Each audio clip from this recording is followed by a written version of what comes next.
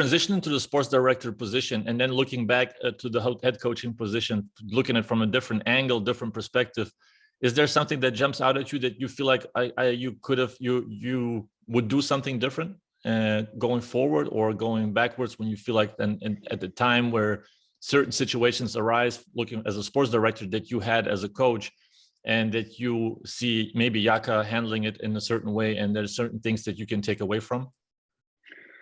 Well, now as a sports director, but also when I was a head coach, I would look at a player and something would have to catch my eye. He needed to have a unique, you call it USP, unique selling point. What's the specialty about a player? And I also feel as a head coach, you need to be unique in some way. Yeah.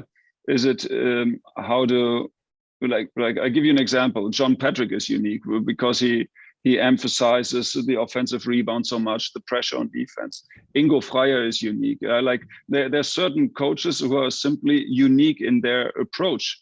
Yeah, and you don't need to agree with their approach, but you need to have something that differentiates yourself from the other coaches. And looking at me as a younger coach, I was probably just a coach, yeah, but I didn't have that clear identity as a coach. Yeah, like I always struggle with the word philosophy because it's such a big word, but you have to have a clear idea, and this idea should be different to the other 17 ideas out there. That's a very good point. Also a good selling point to other coaches. Exactly. Like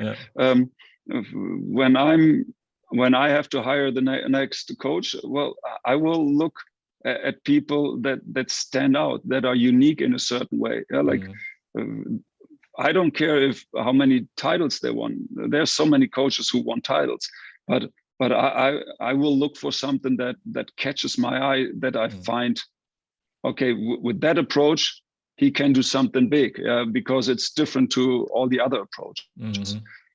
I was probably pretty cocky myself as a coach. I would never run all the plays that were just common. Like you see trends in basketball, and right now it's the side pick and roll into top pick and roll. Like when I see a trend like that, I would not implement it in my playbook because I was too cocky. I said, okay, that's just copying. Let's try something different.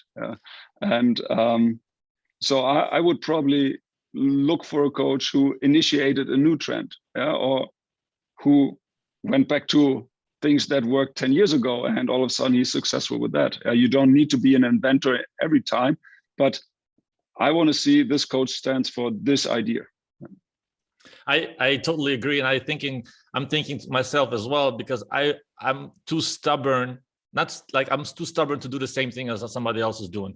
Because I always want to put my own, and I'm not only talking about X's and O's, but I always want to put my own kind of sauce on it. So maybe run a side pick and roll, and then instead of a top pick and roll, you come and change the angle on top pick and roll, or like just having something different. It's always, I don't know if it's the ego, but it's something that the extra creativity modus kicks in, and it's like you said, I don't want to do the same thing. I just needs to be something different all the time.